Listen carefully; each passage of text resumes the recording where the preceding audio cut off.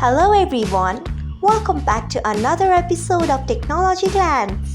Today in this video, I am going to guide you through how you can disable quit button on MX Player.